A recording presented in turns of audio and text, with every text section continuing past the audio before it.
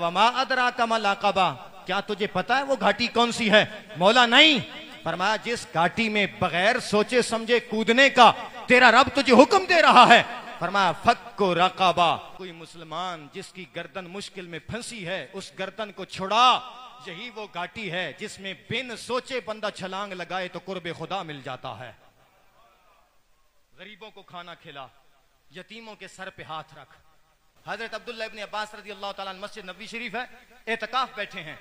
एक शख्स आया रसूलुल्लाह के दरबार की तरफ, इशारा करता है मुझे इस इज्जत और हुर्मत वाले मजार की कसम है, ए अब्दुल्लाह इब्न अब्बास, फलां बंदे का मेरे ऊपर हक है, लेकिन मेरे अंदर इतनी ताकत नहीं कि मैं वो हक अदा कर सकूं। हजरत अब्दुल्लाह इब्न अब्बास फरमाने लगे, ए मेरे नबी के गुलाम, क्या मैं तेरी सिफारिश करूं? अर्ज की, अगर आप सिफारिश कर दें तो फिर और क्या चाहिए।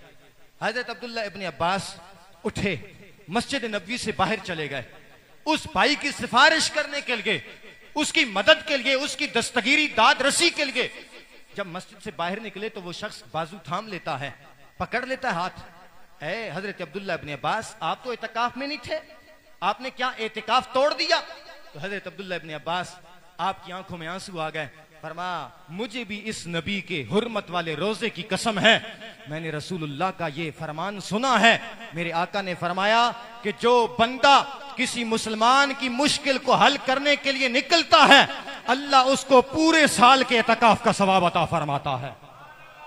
तो मुसलमान भाइयों की मदद कर, इनके साथ नफरत न कर, इनसे प्यार कर। तेरा नजरिया ये होना चाहिए कि ये भी उसी नबी का गुलाम है जिस नबी का मैंने कलमा पढ़ा है।